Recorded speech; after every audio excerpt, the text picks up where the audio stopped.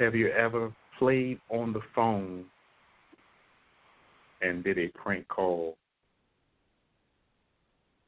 as a child or an adult? No, I've never. Oh yeah.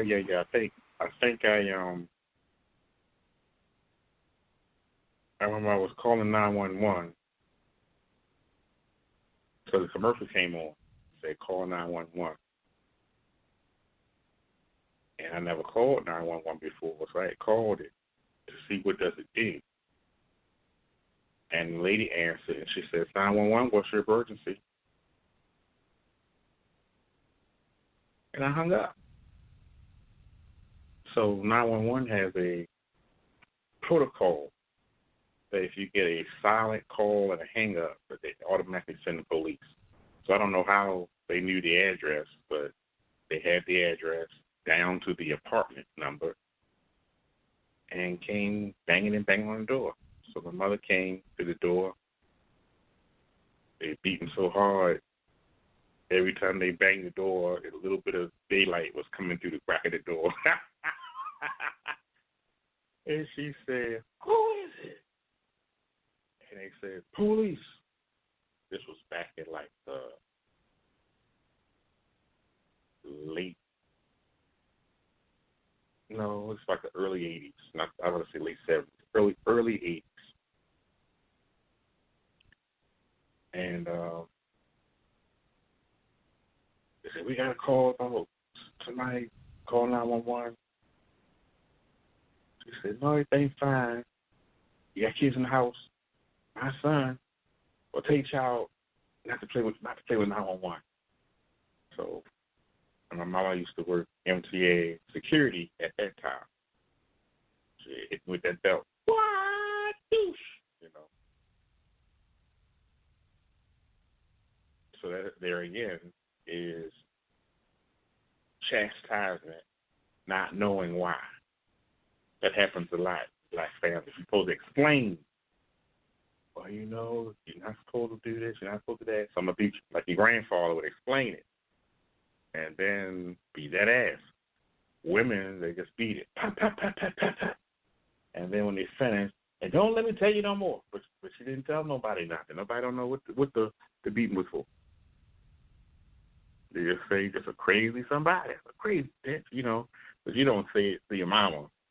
You just observe and say, oh, that is crazy. Even boyfriends have said it.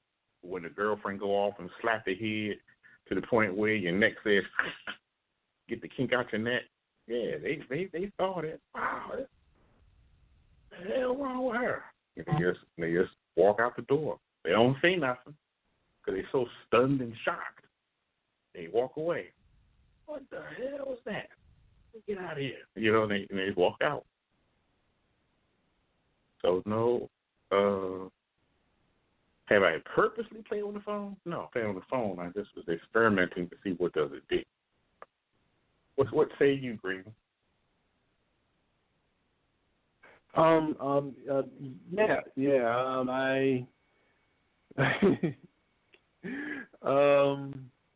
Yes, I remember watching The Simpsons and saw Bart Simpson call Mo, and we did it. And that's how we got that from. And we did it before caller ID ever came in the picture. We did it constantly to other houses, and then when caller ID hit, we kind of stopped because people keep coming into our house, my mother's house. So yeah. Who's come to your mama house? How do you get your address kept on the caller ID? Yeah. Because the caller IDs, some of the caller IDs call back and show the number. And what people do is you show the number and also go to Yellow Pages because the Yellow Pages got the address in there too as well. So yeah, you call back the phone, Some basically know who the house was and everything else. So, yeah. So, there's some of them, not all of them. But yeah, used to prank like church people, and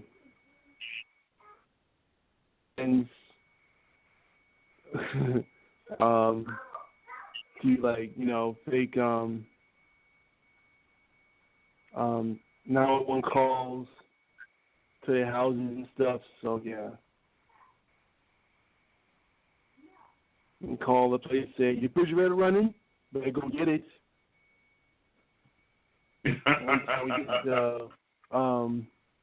One time we did one with homeless. Bart Simpson did with Mo and put some names out there, and some bought it. So yeah, yeah. All right, next one. Have you ever cheated on your girlfriend with another friend's girlfriend or boyfriend? No, I've never cheated. I've let me think real good.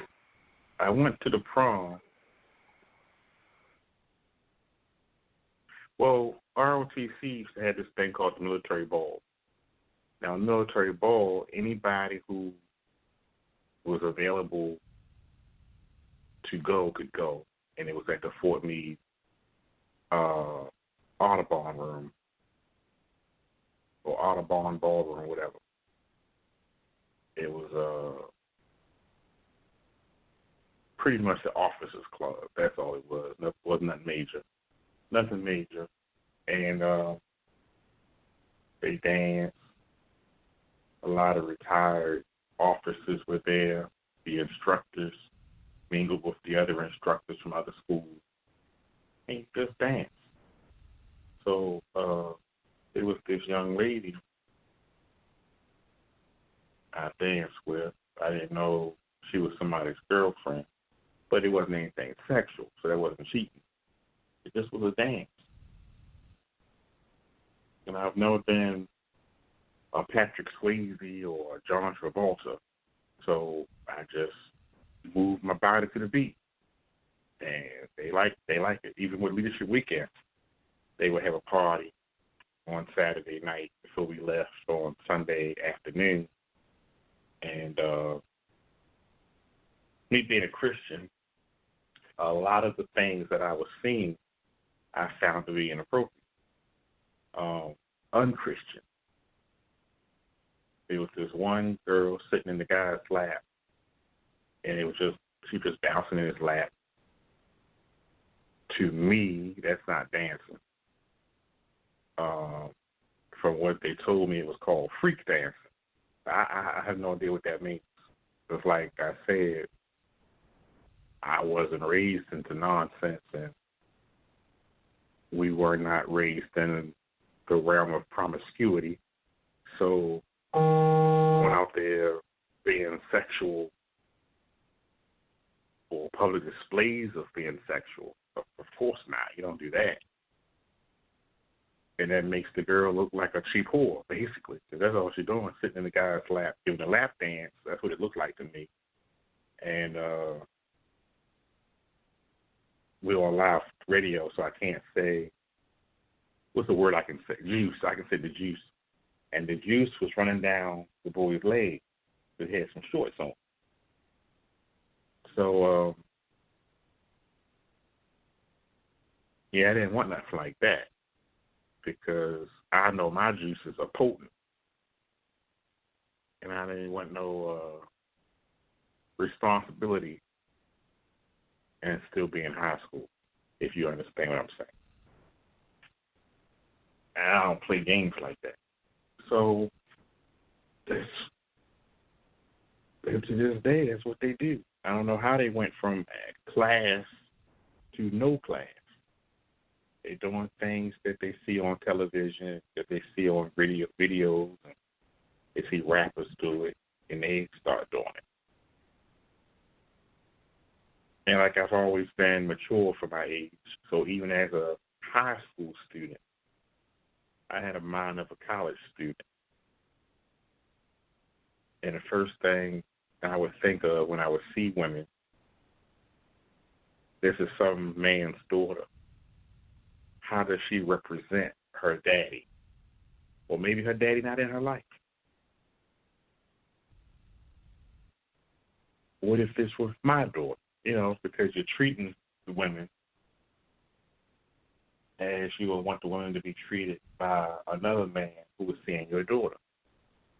Eventually, this woman will be somebody's mother, somebody's sister, somebody's child. You know, you look at these things. Some people just say, oh, it's just a bitch. I'm just going to go get the pussy. You know, if that's what you think, and that's how you operate, fine. But I see far beyond the scope.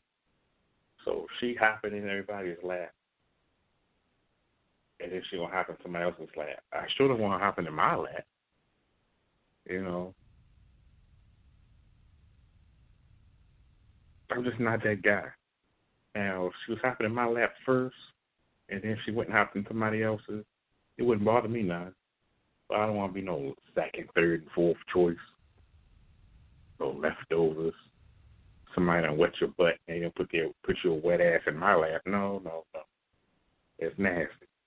Now you got some guy's juices in my lap. I think that's homosexual. So I have to beat somebody's ass. Don't do that. But just like you talking about threesomes, they're still homosexual. I don't care what your conduit would be. Still two men naked having sex. That's never been an arousal thing for me. Hey, Bobby, let's go run a G on this girl. Okay. When the demon just want to see Bobby naked. Oh, Bobby packing. Bobby looking good. Bobby got a nice ass. That's not sexual. That's homosexual. Get it, Bobby, get it. Why am I cheering for Bobby? Get it, Dr. Q, get it. Why is Bobby cheering for me? That'll make me go limp. Pew! But if that turns you on, hey, whatever. I can't be your friend. So when people go around talking about they're Christians, you're a disciple. You can't call yourself a Christian until you have mastered certain levels of discipleship. It burns me up. People go around and say, I'm a Christian. You're not a Christian. You're learning. You're still in the learning stages. You're not fit for battle. When you can go out there and battle, then you're a Christian. Right now, you're a trainee, still a white belt. You're still a green thumb, a greenhorn, whatever they call it. But once you get out there and you're able to defend what it is you claim to believe in, now you're a Christian. And you ain't no pastor, you ain't no bishop, you ain't no evangelist, you're just a Christian. Those other titles come much, much later once you have mastered being a Christian. But you got to master discipleship, which is a way of life. Then you got to master being a Christian, which is a way of struggle. Then if the titles come to you, you have to defend those titles. So when I go around, I hear people say, oh, I'm Apostle so-and-so, I'm Bishop so-and-so. I just walk on by. You're a dumbass if you think you're an apostle. Because apostles are those who have witnessed the crucifixion and the resurrection of Christ. You were not there, and you cannot cast out demons in your own name. Therefore, you're not an apostle. And those that go around saying they are, I walk away from the nuts and the fruitcakes. And if I find church members who follow under these people, I try to memorize who they are so I don't run into them in the actual public streets, because these are the nuts who vote for foolishness and nonsense.